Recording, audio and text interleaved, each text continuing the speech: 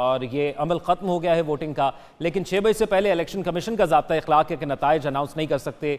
जो नताइज हमें मिलेंगे या जो मौसूल हो रहे हैं वो आपको 6 बजे उससे आगाह करना शुरू करेंगे। हमारे साथ पैनल हमारा स्टूडियो के अंदर मौजूद है, उनको इंट्रोड्यूस करवाते हैं और फिर उनसे जानते हैं कि इन इंतखाबात की अहमियत क्या है और क्या कोई बड़ा आज हमें सरप्राइज़ देखने को मिलेगा।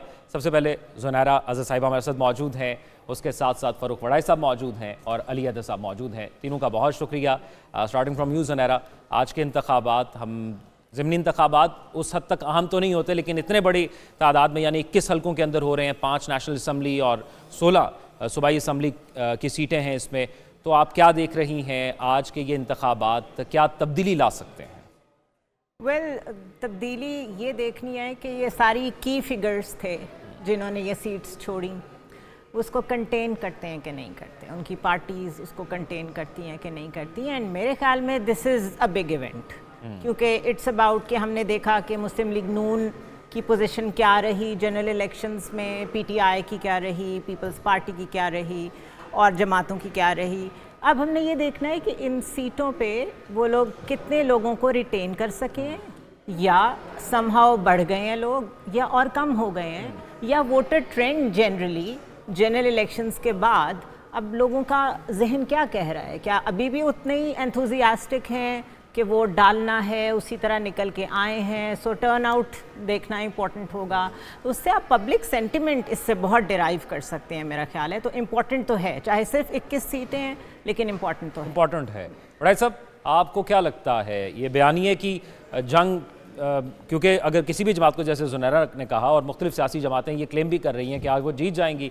मरियम नवाज़ साहिबा ने कहा कि उन्होंने पंजाब में ये जो मुख्तसर दौरानिया की उन्होंने हुकूमत की है, इसमें इतने अच्छे इकदाम कर दिए हैं कि आज उन्हीं की जमात को वो वोट पड़ेंगे और ख़ास तौर पर उन्हीं की सीट सबसे ज़्यादा इंपॉर्टेंट है। तो आपको क्या लग रहा है, ये बयानिए की जंग रहेगी और इससे फ़ायदा होगा अगर कोई अपसेट होता है तो? देखिए, मुझे ये इंतखाबात के सिलसिले में मुख्तलिफ शहरों में जाने का मौका मिला और सिर्फ लाहौर की सीट अहम नहीं है। केपी में इलेक्शन हो रहा है, गंडापुर साहब की अपनी सीट के ऊपर उनके भाई और मौलाना फजल रहमान के भाई दोनों मद्दे मुकाबिल हैं। इसी तरह गुजरात का जो सूबाई असम्बली का इलेक्शन है वो भी हम इग्नोर नहीं कर सकते, PP32, जिसमें सदर पाकिस्तान तहरीक इंसाफ चौधरी परवेज़ इलाही हिस्सा ले रहे हैं और उनके मद्दे मुकाबिल चौधरी वजाहत हुसैन के साहबजादे मूसा इलाही हैं। ये भी आम हल्के हैं। लाहौर के एक हल्के से चौधरी मोनस इलाही साहब हिस्सा ले रहे हैं। तो देखना ये होगा, बिलावल साहब की सीट भी है एक, देखना ये होगा जो अहम चीज़ है। आप कह रहे थे ना कि मरीम नवाज़ साहिबा की, तो मुझे तो लोगों से मिलने का मौका मिला, आवाम से गुफ्तगू की, तो मेरा ये ख्याल है कि अगर आप इकदाम ऐसे कर भी रहे होते ना तो इतनी जल्दी नीचे तक इसका सिलसिला नहीं पहुंचता। मुझे कोई ऐसा बंदा नहीं मिला जिसने कहा हो कि चूंकि मुझे एक पैकेज मिला है, निगहबान पैकेज, अब हमारी फैमिली ने वोट इधर करना है। मेरा ये ख्याल है कि जहां पर नून लीग का वोटर खड़ा था वहीं पर खड़ा है, जो पाकिस्तान तहरीक इंसाफ का वोटर जहां पर खड़ा था वो वहीं पर खड़ा है। इन 2 माह में या जितना भी अरसा गुजरा, कोई ऐसी बड़ी तब्दीली नहीं आई जिसके नतीजे में वोटर ने अपनी सोच बदल ली हो। ठीक है, ऐसा कुछ नहीं हुआ, ऐसा कुछ नहीं हुआ। वोटर वहीं पे खड़ा है। अब डिपेंड ये है कि भाई क्या 8 फरवरी की तरह जो हुकूमत उस वक्त की या जो हुकूमत में आ रहे थे जो लोग, वो एक्सपेक्ट नहीं कर रहे थे कि यार लोग इस तरह से निकलेंगे वोट करेंगे। तो अभी ये हुआ कि गहमा गहमी उस तरह से नहीं थी जिस तरह से मैंने पहले हम करते हैं ऑब्जर्व। उसकी एक वजह है, लोगों से जब हम पूछते थे कि भाई क्या है गुजरात में, अब मैं जब गया हूँ तो वहाँ पर सिर्फ मुझे चौधरी मूसा इलाही के नज़र आए बैनर्स, किसी और जमात के नज़र नहीं आए किसी के भी, और चौधरी परवेज़ इलाही के स्टिकर सिर्फ उनके ज़हूर पैलेस के अंदर लगे हुए थे।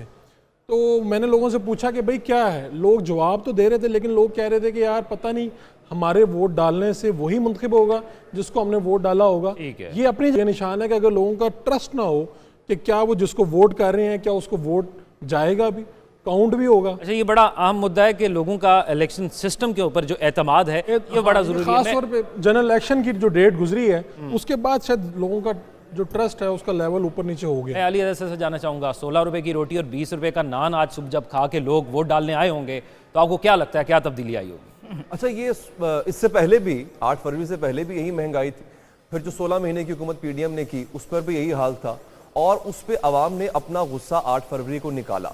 मैं अपने दोनों कॉलीग्स की बात को सेकंड करूंगा कि अब अवाम के अंदर इलेक्शन के प्रोसेस का जो एतमाद है वो उठ चुका हुआ है। मैं अगर आप कह रहे हैं ना ऊपर नीचे हुआ है, तो मैं थोड़ा सा एक स्टेप लीवरेज लेके आगे बढ़ूंगा और मैं कहूंगा उठ चुका हुआ है, क्योंकि पहले जो 8 फरवरी का इलेक्शन हुआ, जिसको मैं आवाम के साथ एक मजाक से तशबीह दूंगा, क्योंकि उसके जो मॉडल्स होते हैं ना इलेक्शंस के, उसमें से कोई एक भी मॉडल फॉलो किया गया हो तो हम डिबेट कर सकते हैं, इस पर कोई मॉडल फॉलो नहीं किया गया, तो आवाम ने उसको एक मजाक समझा।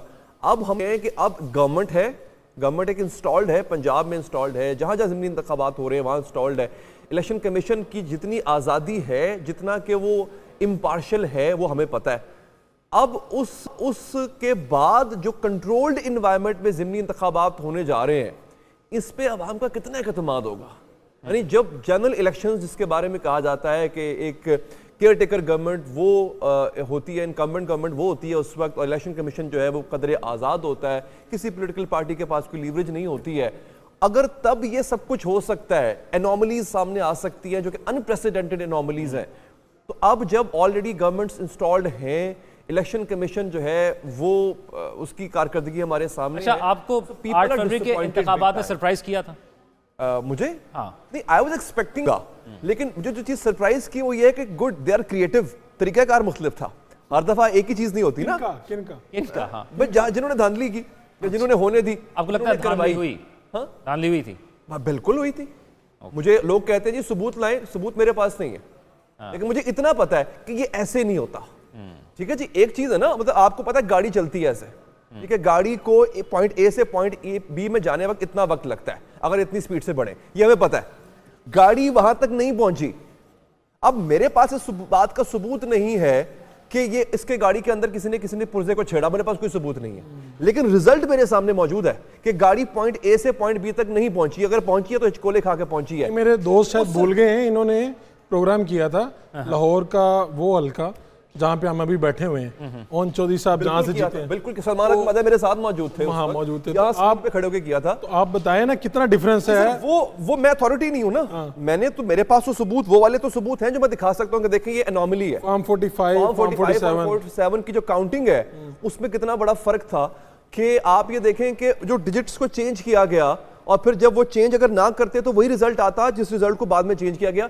लेकिन मैं चूंकि अथॉरिटी नहीं हूं, मैं डिक्लेयर नहीं कर सकता, मैं अपनी राय दे सकता हूं। निशानदही कर सकते हैं आप, निशानदही मैंने की और मुझे साफ नजर आ रहा है कि झुर्लू फेरा गया, लेकिन अगेन इस दफा बड़े डिफरेंट तरीके से फेरा गया। गो के वो इतना नाइव किस्म की वो कोशिश थी, भोंडी किस्म की कोशिश थी कि पता लग गया। अब अच्छे की उम्मीद रखें, अच्छे की उम्मीद रखें। अब किस किस्म का अच्छा सर? अच्छा, आप किसको अच्छा कहते हैं? देखिए अगर 8 फरवरी को लोग निकले और वोट डाला तो ये एक अच्छा था। लेकिन क्या आपने उसकी कदर की कि लोगों ने अपनी दोबारा फैमिलीज को मोटिवेट किया? लोग बाहर से आए थे, लेकिन लोग बयानियां बनाने में तो कामयाब हुए ना जो लोग वोट डाले। मैं जुनैरा की तरफ आता हूं कि जुनैरा, आपको लगता है कि लोगों का एतमाद, क्योंकि 2018 में भी यही, जिस तरह अली ने बड़ी तफसीलन निशानदेही की कि नताइज का रुकना ये सवाल पैदा करते हैं, 2018 में भी हमें यही कुछ सुनने को मिला। उस वक्त नून लीग बोल रही थी, आज पाकिस्तान तहरीक इंसाफ बोल रही है, तो लोगों का जो एतमाद था वो कमज़ोर हुआ, उठा।